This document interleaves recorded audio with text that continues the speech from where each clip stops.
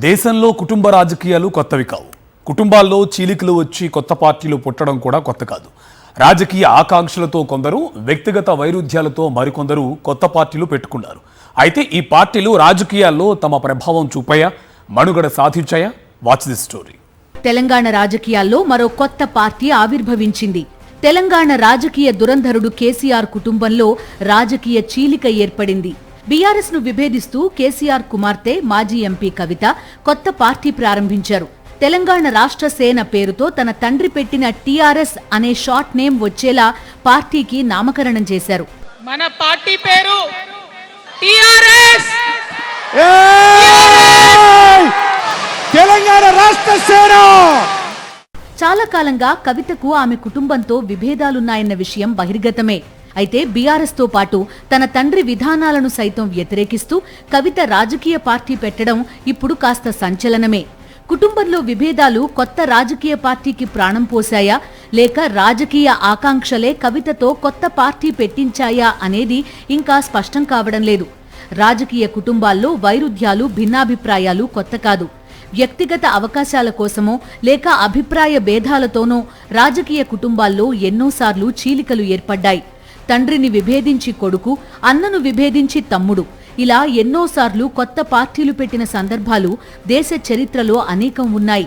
కొన్ని సందర్భాల్లో తమకు మరిన్ని పెద్ద పదవులు కావాలనో లేక తమ రాజకీయ ఆకాంక్షలు నెరవేరాలనే లక్ష్యంతో వేదికలు వెతుక్కునే పనిలో కొందరు నేతలు రాజకీయ పార్టీలు ప్రారంభించారు. రాజకీయంగా విభేదించి కొత్త పార్టీ పెట్టడం ఒక స్ట్రాటజీ. ఒక పార్టీ పెట్టిన వారికే వెన్నుపోటు పొడిచి దానిని లాక్కోవడం మరో స్ట్రాటజీ. ఇలాంటి వెన్నుపోటు రాజకీయాలు తెలుగు రాష్ట్రాలకు సుపరిచితం. చంద్రబాబు మామ ఎన్టీ రామారావుకు వెన్నుపోటు పొడిచి తెలుగుదేశం పార్టీని హైజాక్ చేసిన విషయం అందరికీ తెలిసిందే. తెలుగువారి ఆత్మ గౌరవం పేరుతో రాజకీయ పార్టీ పెట్టి ఆంధ్రప్రదేశ్ అంతా తిరిగి అధికారం తెచ్చిన ఎన్టీఆర్ను గెంటేసి ఆయన అల్లుడు చంద్రబాబు పార్టీని లాక్కున్నారు. తెలుగు ప్రజలంతా సిగ్గుపడేలా వైస్రాయ్ హోటల్ రాజకీయాలు చేసి ఎన్టీఆర్పై చెప్పులు వేయించారు. ఆ బాధ తట్టుకోలేక ఎన్టీఆర్ కన్నుమూశారు.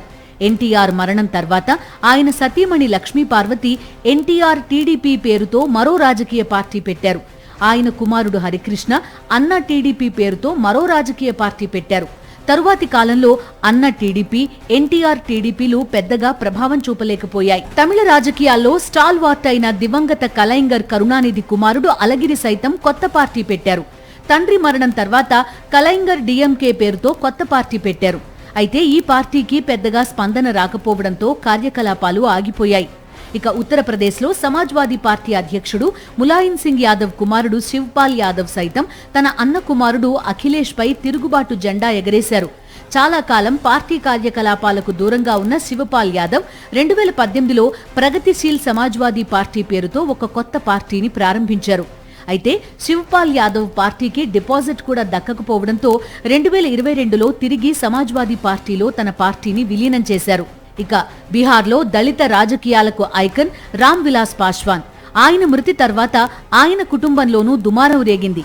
లోక్ జనశక్తి పార్టీలో చీలిక వచ్చి రామ్ విలాస్ పాశ్వాన్ సోదరుడు పశుపతి పాశ్వాన్ రాష్ట్రీయ లోక్ జనశక్తి పార్టీని ప్రారంభించారు. ఇక పాశ్వాన్ కుమారుడు చిరాగ్ తన తండ్రి పేరుతో రామ్ విలాస్ లోక్ జనశక్తి పార్టీ పెట్టుకున్నారు.